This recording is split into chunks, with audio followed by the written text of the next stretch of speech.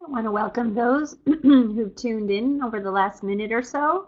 If you'd like to just in the bottom corner in the chat box, let me know where you're tuning in from and a little bit about yourself in terms of what your role is, whether you're a parent, whether you're worker in prevention, whether you are with the schools or medical practice. I just like to see who we've got tuned in. We've got Tara tuning in from Tucson in the mental health field.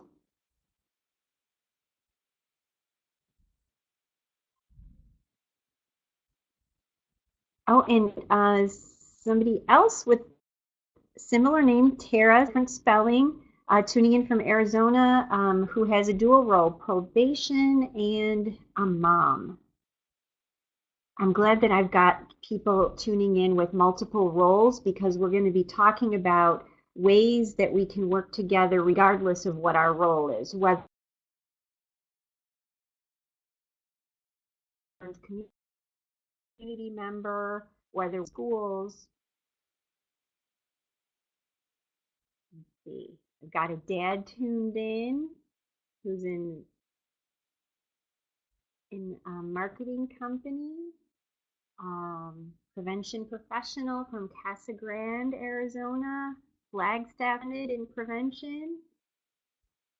And we've got another parent. So I'm glad that we've got a little bit of diversity in the audience today. I guess we'll get started and we'll welcome anybody else that tunes in as they join us. Like I said, this is our monthly webinar from DrugFreeAZKids.org, and we're marking Alcohol Awareness Month. April is Alcohol Awareness Month, and the title for today is Alcohol, It's Not a Rite of Passage. Okay, my name is Teresa Londonio, and I'm a program manager here at Drug Free AZ Kids. A little bit about me. I'm originally from Buffalo, New York. I'm a former teacher and a former social worker, and I'm the mom of two teens. So I've worn various hats in relation to this issue. And I'd like to start out with a quote from a person who played an important part in my growing up years and perhaps yours as well, Mr. Rogers. One of his quotes is that we live in a world in which we need to share responsibility. It's easy to say it's not my child, not my community, not my world, not my problem. Then there are those who see the need and respond, and I consider those people my heroes. And so I'd like to commend all of you in the audience today for tuning in to learn a little bit more about how you can become involved and how you can affect positive change for kids in our society. So I want to start out with a couple of questions just to get us thinking. First, is it okay for minors to drink alcohol? I think most of us would respond no. That's kind of a no-brainer. But if we take this a little bit further, how about if it's okay for adults to drink in the presence of minors? Or whether it's okay for an 18-year-old guy to have a beer with his dad. Some people might say, oh, that might be okay. It's with his dad. Well, what about if it's that same 18-year-old having a beer with his friends at home?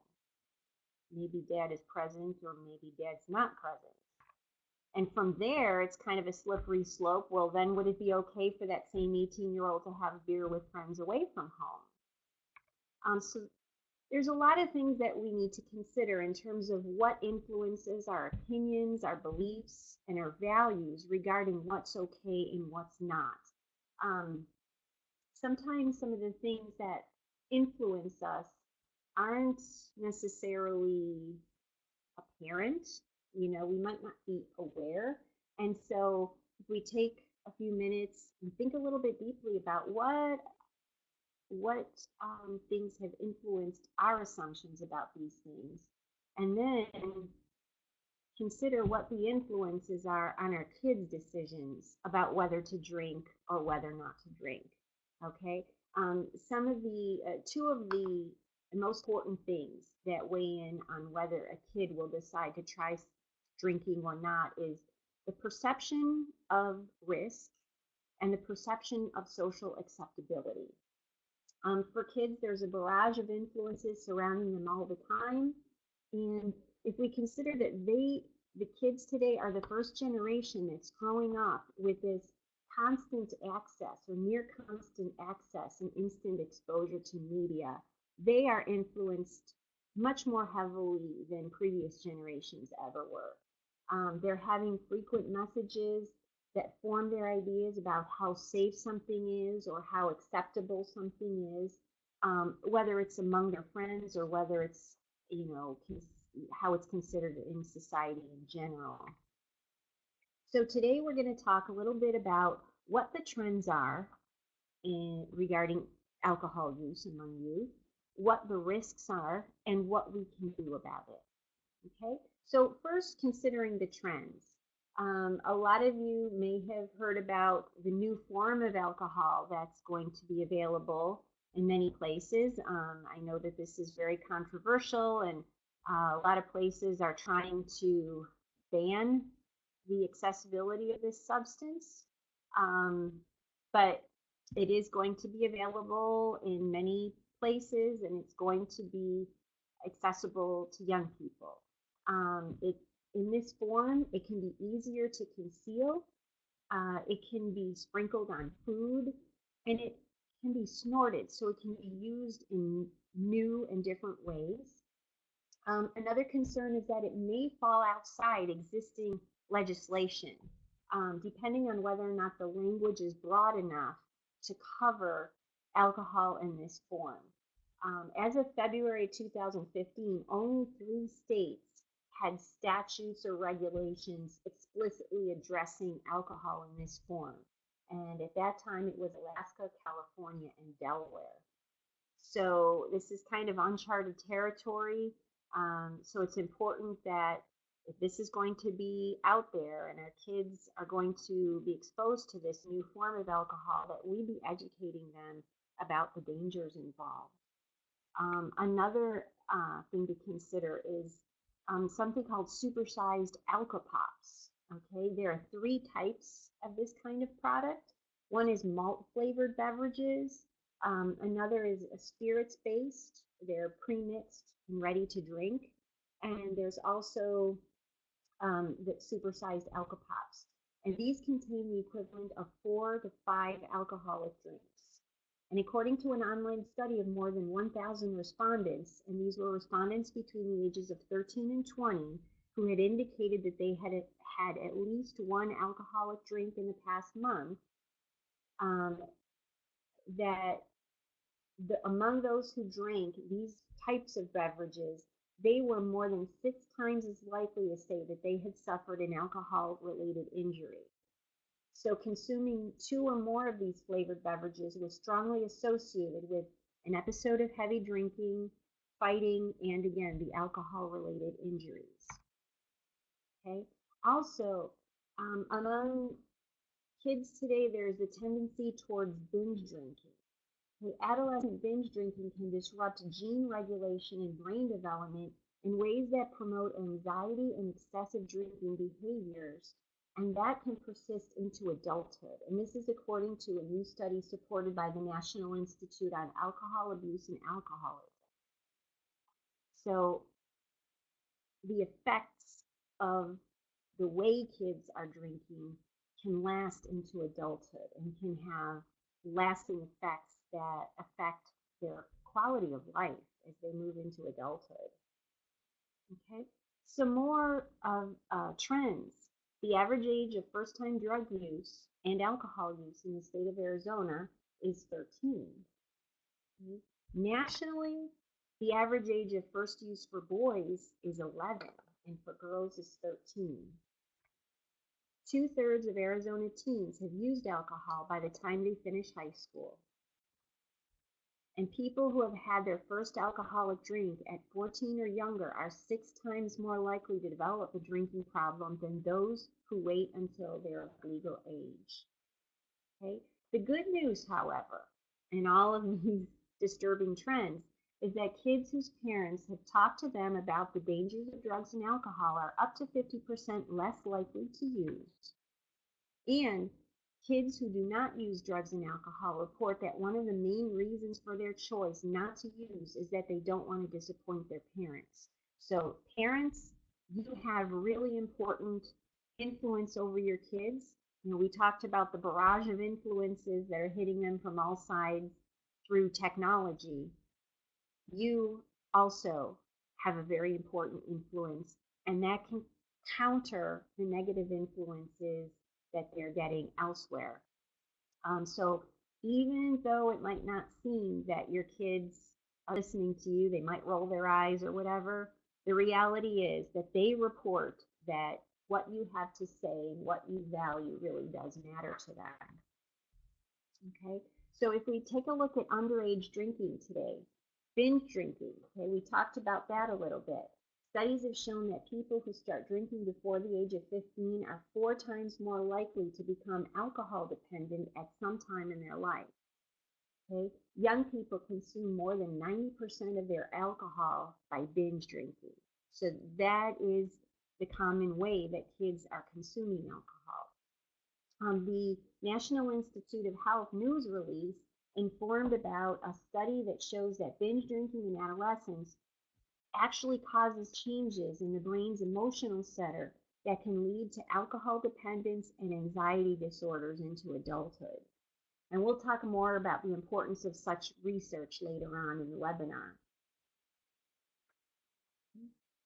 If we take a look at adolescent brain development, teens are more susceptible to developing addictions because the pleasure center of the brain matures before the rational center does. So the prefrontal cortex here in the front that regulates emotions is not fully developed until about the mid-20s. Okay, so that's another reason why the parental role is so important, and any caring adult that can step in and try to guide that rational thinking to try to help them stay away from some of the impulsive decisions they're prone to. The teen brain can overvalue the pleasure from a substance while undervaluing the possible negative consequences. So even though kids may have some, understanding that this might not be the best thing to do, you might go ahead with it anyway because of the brain development and because of, the way their brain is operating due to the developmental stage there. Okay, so if we consider the risks, teens who are heavy drinkers are 3 times more likely to try to hurt themselves, whether that's through self-harm or suicide attempts, than non-drinkers. And the leading cause of death among 15 to 24-year-olds includes auto crashes, homicides, and suicides, and all of them have alcohol as a leading factor. And there are also some special risks to consider by gender. And we'll take a look at some of those. Boys are more likely to drink more heavily than girls. However, girls tend to become addicted at lower levels and after a shorter duration of use. And girls are also more likely to drink in order to escape problems and cope with feelings. Drinking can delay puberty in girls and cause endocrine disorders during puberty. And if we consider LGBT youth, lesbian, gay, bisexual, transgender, okay, the gender and sexuality minority population, those kids are at increased risk for alcohol misuse. And drinking tends to increase steadily throughout their adolescence with this population. And it tends to increase more rapidly among males. And among females, there is an association between drinking and victimization and psychological distress. So the reality is that these kiddos feel a sense of isolation. They can experience special problems that cause distress in their life. that cause psychological distress. They can experience homophobia, discrimination, victimization because of their sexual orientation or their gender. And often they can turn to drugs and alcohol to try to cope with their pain. Some of the stats, according to the Council on Drug Abuse, according to research by the University of Pittsburgh, LGBT youth are on average 190% more likely to resort to substance abuse than other kids. And among among bisexual youth, they run a risk which is 340% greater than the typical um, teenager. And among lesbian youth, it's an increase of 400% in risk. So we need to be reaching out to these kiddos. We need to be supporting them. And I'm going to talk more about some of the steps that we can take as a community to try to shore that problem up. Okay, so before we talk about what we can do, another quote from Mr. Rogers: if you could only sense how important you are to the lives of those you meet, how important you can be to the people you may never even dream of, there is something of yourself that you leave at every meeting with another person. So whether you're a parent, whether you work in prevention or in mental health, whether you are a concerned community member, there are steps that we can all take to reduce risks of all kinds for kids in our communities. So we'll take a look at what some of those things are. Okay, so we said that children who learn a lot about the risks of drugs from a trusted caregiver are less likely to use drugs throughout their adolescence. And kids who do not use drugs and alcohol report that one of their main reasons for their choice not to use is that they don't want to disappoint their parents. So again, to try to emphasize the importance of caring adults and parents in the lives of these kiddos.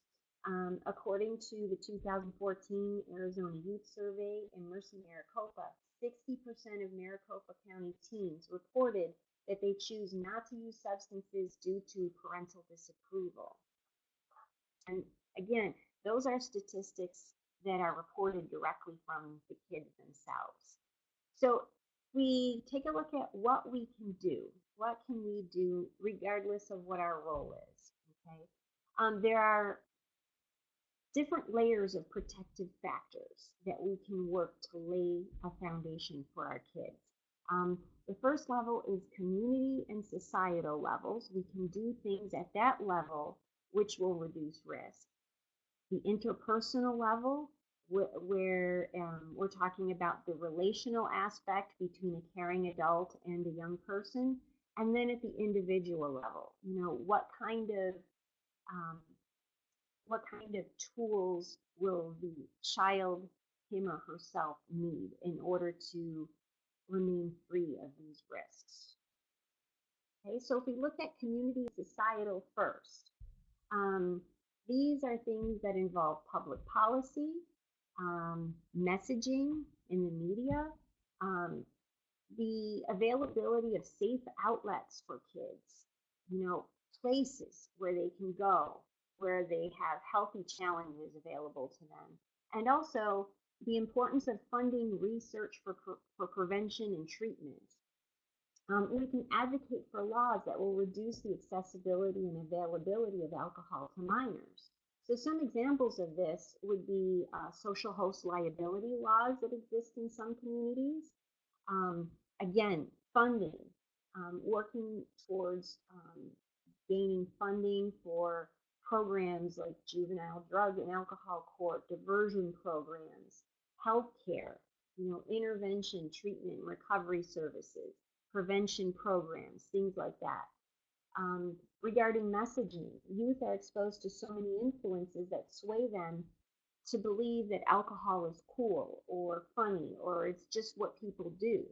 They might receive the idea that it's a foregone conclusion. It's an assumption that that's what people do when they grow up, or the assumption that that's how people handle stress. That's how people, that's what people do after a tough day when they get home. So whenever there's a teachable moment, we can plant the seed for the idea that drinking is harmful and that it can cause people to do humiliating and destructive things. Um, there are some coalitions out there who conduct campaigns where kids themselves raise awareness about the alarming amount of underage drinking in the community, and they urge adults not to provide alcohol to minors. So the youth themselves get involved in educating the community with the help of course, of caring adult mentors. Also, youth programming that provides safe alternatives for kids can reduce the likelihood that they will get into problems with not only alcohol, but other drugs and violence and sexuality. This can be especially important among the at-risk youth in the LGBT community. When you feel as if they are in a safe environment, the possibility of drug use declines. So the existence of those supportive programs can drive down the prevalence of kids turning to drugs and alcohol. Okay. Research also, funding research, that's important because it can result in a better understanding about things, like which prevention efforts work, how substance abuse affects the brain. An example of this, a study at the University of Georgia showed that effective prevention efforts can reduce young people's involvement in drinking and drug use, especially among those who have a genetic variation associated with impulsivity. That's studying kids who have a tendency towards low self-control, who would be more prone to do things like binge drinking and substance use. And they've been able to find information about what works to lower risk, even for kids that have that genetic variation. Okay. At the interpersonal level, we're looking here at protective factors that involve the way we adults interact with kids in our lives and the manner in which we communicate with them. Okay, the example we set for them and the ways we prepare them to handle difficult situations. Active communication can be a very powerful way to affect change in this way. Active communication is something that's described in depth in our active parenting workshops that Drug Free AZ Kids offers in the community. Um, this is an evidence-based program by Dr. Michael Popkin.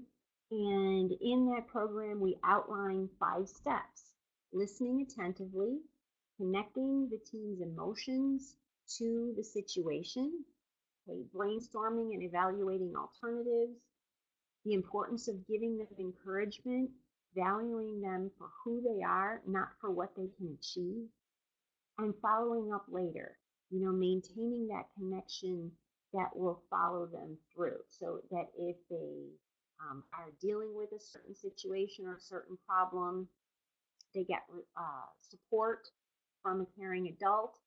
It can't stop there. Okay, that adult needs to be following up with them. How's it going? We might need to have to start those 5 steps over again at that point if the child is still struggling. Okay. It's also important to be aware of the subtle messages that we send through our behavior. Okay, so an example of that would be, again, coming home, arriving home after a hard day at work. Okay, are you slouching over to the refrigerator saying, "Oh my God, I had such a hard day, I need a beer"? Okay, what message does that send to our kids? Or, having alcohol at every celebration. What does that, what message does that send to our kids about how to celebrate? What kind of a decision will our kids be likely to make when they gain acceptance into the university of their choice, or win a scholarship, or graduate, or at the prom, whatever celebratory event their team wins the football game? How will they choose to celebrate? If the assumption is celebration equals drinking, they're much more likely to make that choice. Okay. We also can prepare them to face those difficult times when we sit down and prepare them for exactly how they're going to handle the situation when they're offered alcohol. So that might look like a conversation where you ask an open-ended question. What do you think might be a high-risk situation? What situation might cause difficulty for you or be problematic in terms of alcohol? And listen to what the young person responds. Um, and then once you kind of identify where those tricky situations might exist, then brainstorm possible ways that they could respond. So they need to have the words ready in their brain so that they can navigate that difficult situation when it occurs. If they're scrambling for what to say in the moment, they'll be less likely to be successful in turning it down. And then rehearsing also. Rehearsing, where the adult takes the role of the person offering the alcohol and giving our kid a chance to rehearse actually saying those words that they choose to turn it down. And then at the individual level, we have to consider the what values we will choose to instill in our kids early on.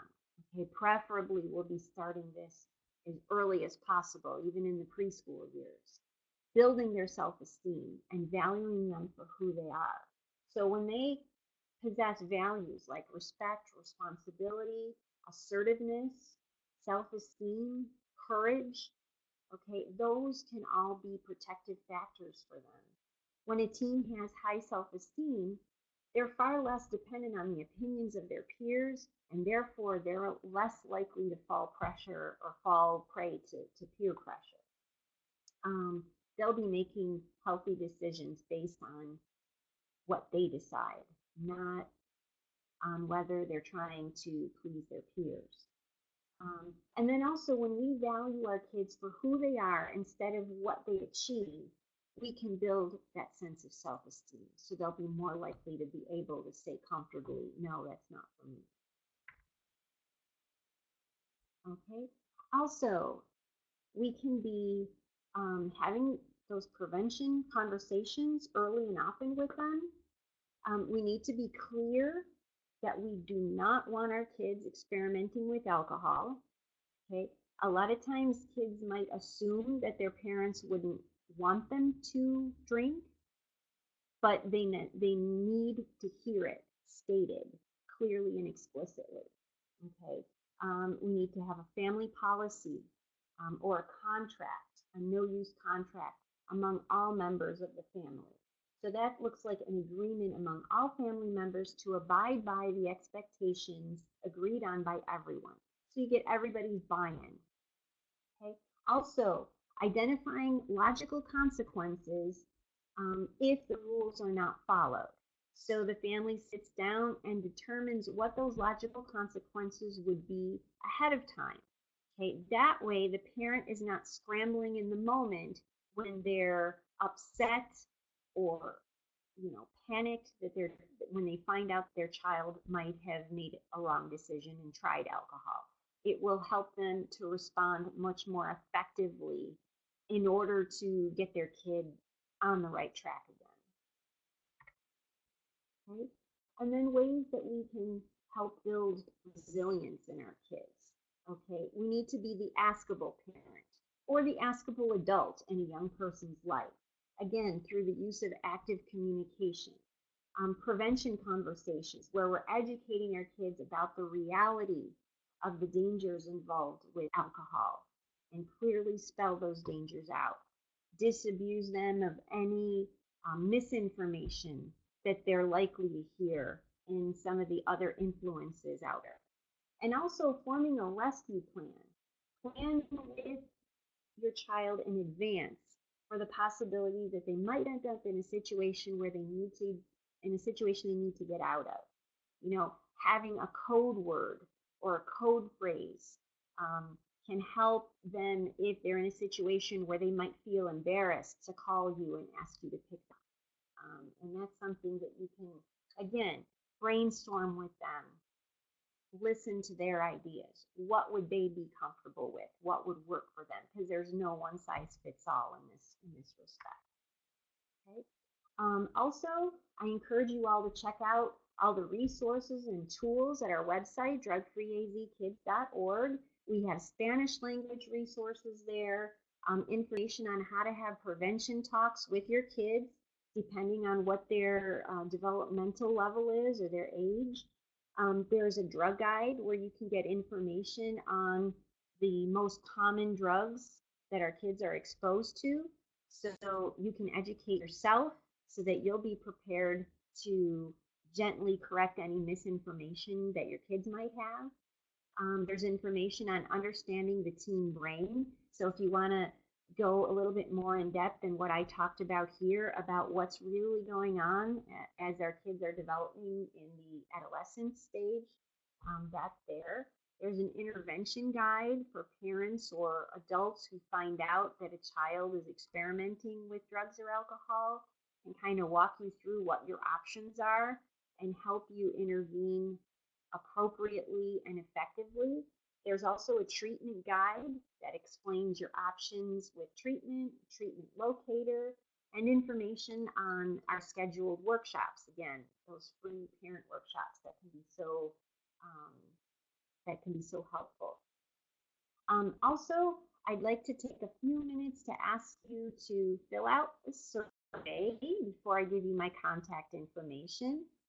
If you please just answer these 3 questions, it will help us going forward to plan future webinars, and also what's working for us in terms of getting the word out about these. We'd like to grow our audience and this a meaningful experience for as many people as we can. So if you'd like to just take a few minutes and answer these questions, I would be very grateful. And I will be sending you all a follow-up email with some additional resources and the bibliography of, I'll source all the information that I shared with you in the webinar. And hopefully that will be helpful to you as well in whatever your role is. Just leave this up for another moment.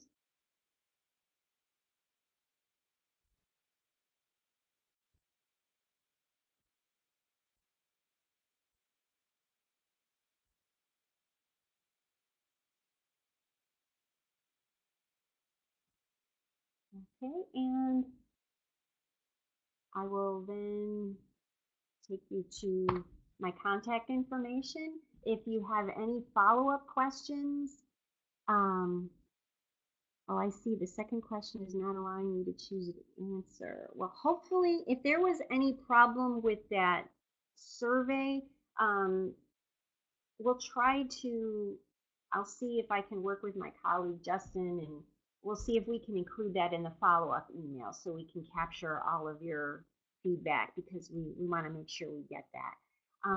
If there's anything else that, any other questions that I can answer, I'd be glad to answer them now if you want to type them in the chat box, or if you'd like to follow up with me afterwards in a follow-up email.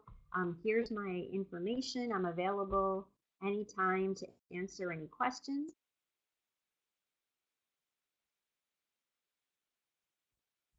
And I thank you all for tuning in. I appreciate your time. I see that we've gone a little bit over.